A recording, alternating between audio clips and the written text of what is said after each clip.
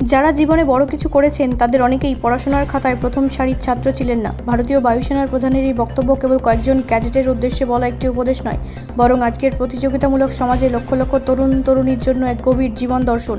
আমাদের সমাজে এখনও পরীক্ষার নম্বরকেই মেধার একমাত্র মাপকাঠি হিসেবে ধরা হয়।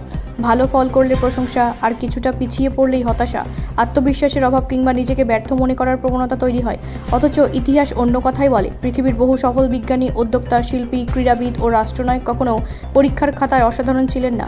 তাদের সাফল্যের ভিত্তি ছিল কঠোর পরিশ্রম, শৃঙ্খলা, কৌতূহল, ব্যর্থতা থেকে শেখার মানসিকতা এবং নিজের লক্ষ্যে অবিচল থাকার শক্তি।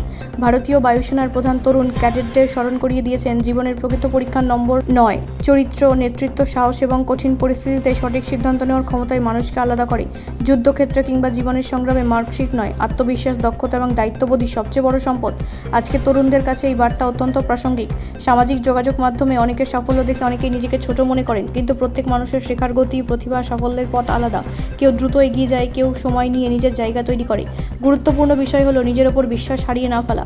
অভিভাবক ও শিক্ষকদের মনে রাখতে হবে, সন্তানদের ভবিষ্যৎ কেবল পরীক্ষার ফলাফলের ওপর নির্ভর করে না, তার মূল্যবোধ, সৃজন শৃঙ্খলা, অধ্যবসায় এবং সমস্যা সমাধানের দক্ষতাই তাকে দীর্ঘমেয়াদে সফল করে তোলে। নম্বর গুরুত্বপূর্ণ, কিন্তু সেটাই জীবনের শেষ কথা নয়। জীবনে ব্যর্থতা আসবেই, কিন্তু প্রতিটি ব্যর্থতা নতুন শিক্ষা দেয়, নতুন পথ দেখায়।